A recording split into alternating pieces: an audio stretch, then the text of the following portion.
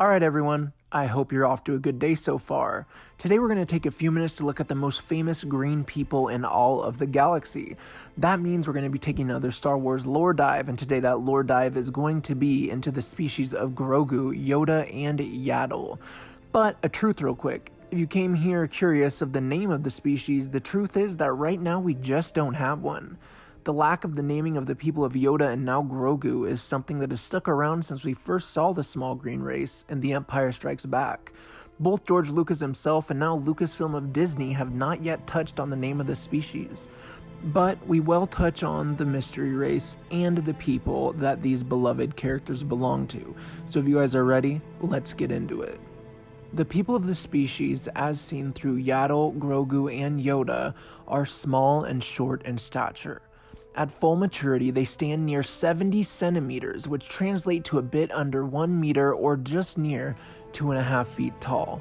They often stood below the eye line of other humanoid species, which stood at about regular human height, but the height of these green people didn't lose them respect, even with children.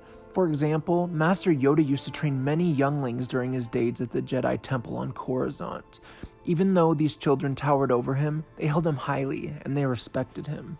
But the one thing that truly stood them out apart from other species in the galaxy were their lifespan. The race was known to live up to just beneath 1,000 years old, but this long life also accounts for their growth and slow development rate. Where Yoda was hundreds of years old and quite mature, we then have Grogu, the child.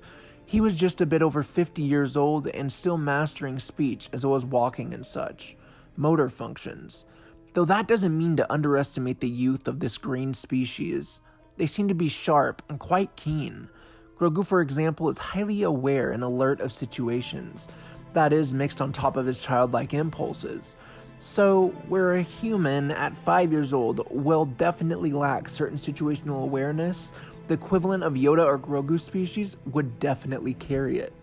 When it comes to physical traits, they do often look similar, but you can find key, unique features that mark each of the species apart.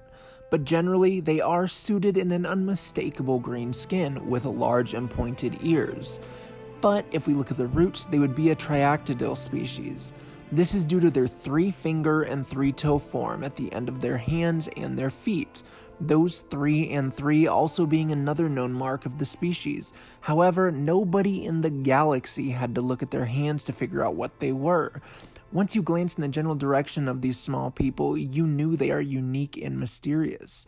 You knew they were different. This goes for the people of a galaxy far, far away as much as it goes for ourselves outside of it. The other imperative thing that these people seem to share, no, what they clearly share, is wisdom. Be it the unspoken or the made clear, it is there.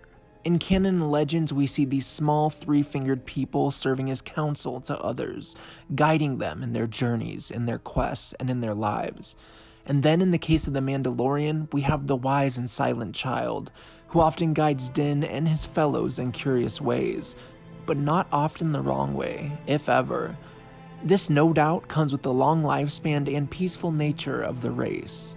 With such comes great wisdom, that much is clear.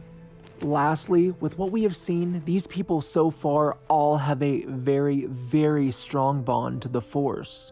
In canon, we have seen Grogu, Yaddle, and Yoda, all of which were strong Jedi. 2 were masters who sat on the council, and 1 was a youngling who had to end his training due to the coming of Order 66. But still, their Force connectivity is absolutely undoubtable.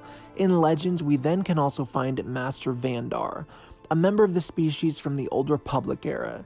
He was featured in the Knights of the Old Republic video game, and he served on the Jedi Council at the Enclave on Dantooine. He too shared the physical features, connection to the Force, and was a guide to the many who needed him. So there is some continuity there between canon and legends, and with The Mandalorian, more of legends is being pulled from. As for this race, maybe we'll see something from it. But as for any homeworld or species name, well, like I said, we just don't have it, and time will tell if we ever will. So at the time of this recording, we've only hit chapter 14 of The Mandalorian, with chapter 15 coming this week. So perhaps more can come through that, or we can see more in the future High Republic content.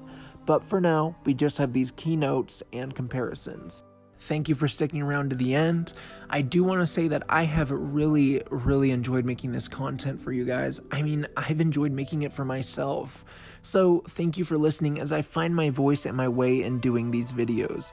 So far, the direction seems to be appreciated, and so I think we are going to stick with it moving forward, at least for now.